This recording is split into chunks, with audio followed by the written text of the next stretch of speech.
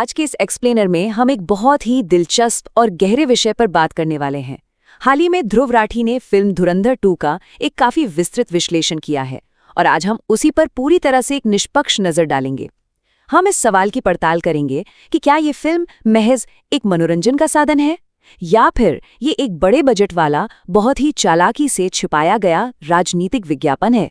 इस पूरी चर्चा में हम देखेंगे कि स्रोत सामग्री कैसे प्रोपेगेंडा की तकनीकों, नोटबंदी, विदेशी फंडिंग के दावों और इतिहास को फिर से लिखने की कोशिशों को डिकोड करती है। पर चलिए बिना किसी देरी के शुरू करते हैं।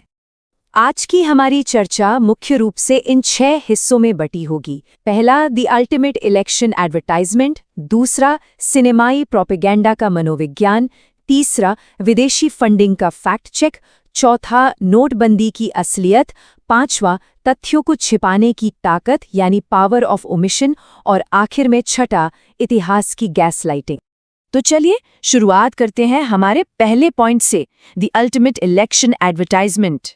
जरा सोचिए, आमतौर पर हम टीवी या फोन पर विज्ञापन आते ही उसे स्किप करने का इंतजार करते हैं, राइट?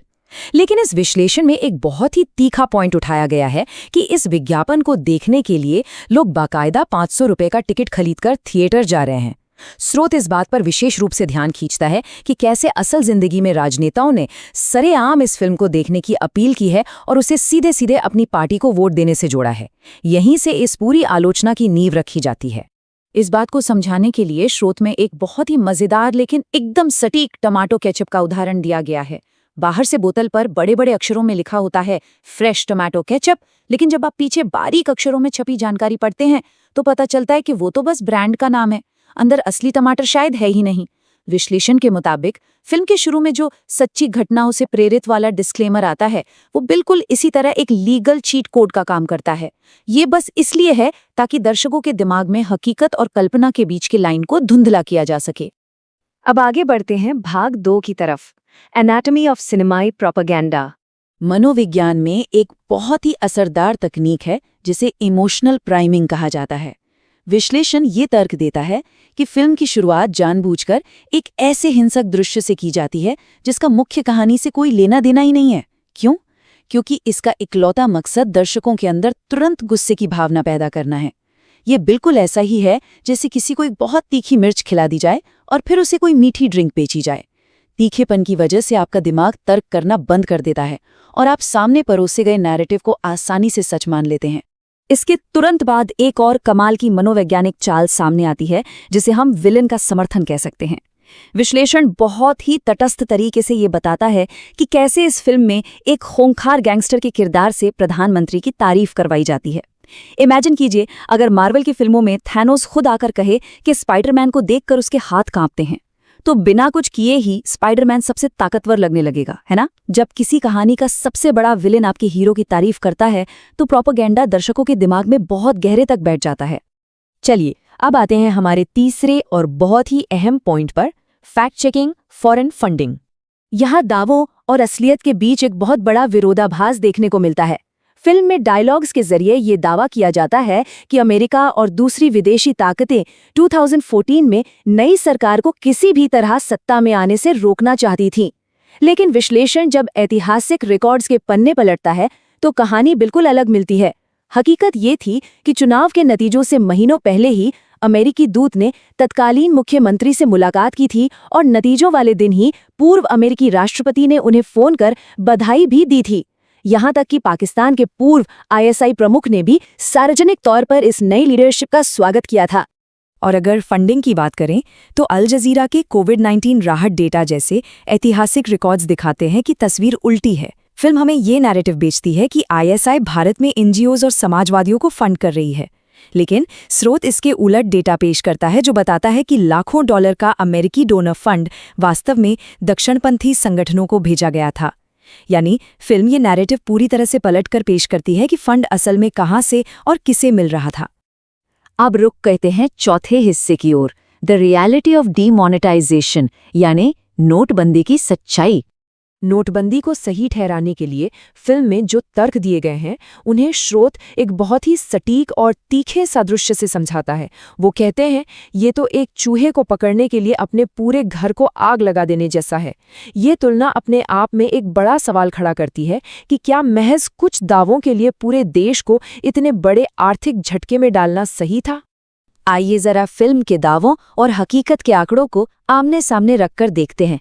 फिल्म बड़े गर्व से दावा करती है कि नोटबंदी की वजह से 60,000 करोड़ रुपए की नकली मुद्रा पकड़ ली गई, लेकिन जब विश्लेषण में आरबीआई की 2017-2018 की वार्षिक रिपोर्ट सामने रखी जाती है तो पता चलता है कि उस दौरान सिर्फ 43 करोड़ रुपए की ही नकली मुद्रा पकड़ी गई थी।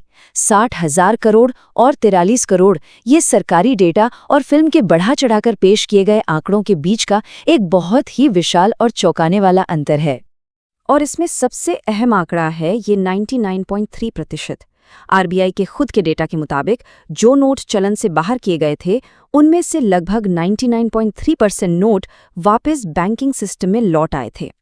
विश्लेषण साफ तौर पर तर्क देता है कि ये एक अकेला आंकड़ा फिल्म के उस पूरे दावे की हवा निकाल देता है जिसमें नोटबंदी को एक बिना किसी कमी के perfect national security master stroke बताया गया है।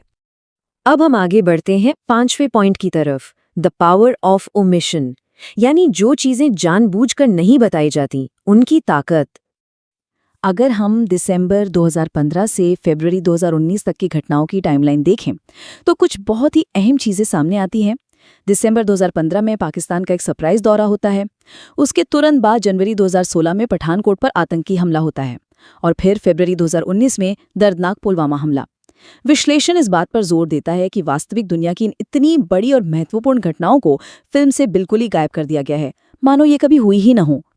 स्रोत के अनुसार ये कोई गलती या समय की कमी की वजह से हुई चूक नहीं है, ये एक रणनीतिक ओमिशन है। बॉर्डर पार के राजनयिक भोज, खुफिया एजेंसियों के इनपुट्स को पूरी तरह नज़रअंदाज किया जाना और उन बड़ी सुरक्षा खामियों का फिल्म में कहीं कोई जिक्र न होना, ये सब एक सोची समझी रणनीति का हिस्सा बताया गया है। इन ऐतिहासिक तथ्यों को इसलिए हटा दिया गया है ताकि दर्शक बिना कोई क्रॉस क्वेश्चन किए बस उस हीरोइक कहानी को मान लें जो उन्हें दिखाई जा रही है। और अब हम आते हैं हमारे चर्चा के छठे और शायद सबसे गंभीर पहलू पर, गैस लाइटिंग और इतिहास को फिर से लिखना। सबसे पहले इस शब्द गैस लाइटिंग का मतलब समझना बहुत जरूरी है। ये एक ऐसी मनोवैज्ञानिक चाल है जिसमें सामने वाले को इतना मैनिपुलेट किया जाता है कि वो खुद की ही याददाश्त, अपने परसेप्शन और अपनी जी गई वास्तविकता पर शक करने लगता है। विश्लेषक का दावा है कि ये फिल्म ठीक यही काम कर रही है। ये जनता को ये विश्वास दिलाने की कोशिश कर रही है कि 2016 से 2023 के बीच उन्होंने जो कुछ भी अपनी आंखों से देखा, न्यूज़ में पढ़ा या अनुभव किया वो सब गलत था और जो स्क्रीन पर दिखाया जा रहा है बस वही सच है। इस बात को साबित करने के लिए विश्लेषण में एक बहुत ही एक्सट्रीम उदाहरण दिया गया है। 2023 में अतीक अहमद की जो हत्या लाइव टेलीविजन पर हुई थी उसे फिल्म में एक क्लीन इंटेलिजेंस ऑपरेशन का नाम देकर फ्रेम किया गया है, जबकि ऐतिहासिक सच्चाई हम सब जानते हैं वो कानून व्यवस्था की एक बहुत बड़ी विफलता थी और उसके बाद संसद में एक आधिकारिक श्रद्धांजलि भी दी गई थी। सबसे हैरानी की बात तो ये है कि विश्लेषण ये भी पॉइंट आउट करता है कि फिल्म में एक आईएसआई अधिकारी को 2023 की इस घटना को टीवी पर देखते हुए दिखाया गया है, जबकि असल जिंदगी में जिस व्यक्ति पर यह किरदार आधारित है उसकी मौत 2011 में ही हो चुकी थी। तो इन सब बातों को देखने के बाद अंत में हमारे सामने एक बहुत ही अहम सवाल खड़ा होता है। जब सिनेमाई प्रोपेगेंडा हमारी जी गई वास्तविकता और आंखों देखी घटनाओं को ही मिटाने और बदलने का प्रयास करने लगे तो हम अपना सामूहिक इतिहास कैसे सुरक्षित रखें? ये पूरा विश्लेषण हमें बार बार ये याद दिलाता है कि मीडिया साक्षरता और फैक्ट चेकिंग आज के समय में कितनी जरूरी है। पर्दे पर हमें जो भी बेचा जा रहा है जरूरी नहीं कि वो हमेशा पूरी सच्चाई हो। उम्मीद है कि इस चर्चा ने आपको इन चीजों को थोड़े और गहरे और आलोचनात्मक नजरिए से देखने पे मजबूर किया होगा। सोचने वाली बात है ना?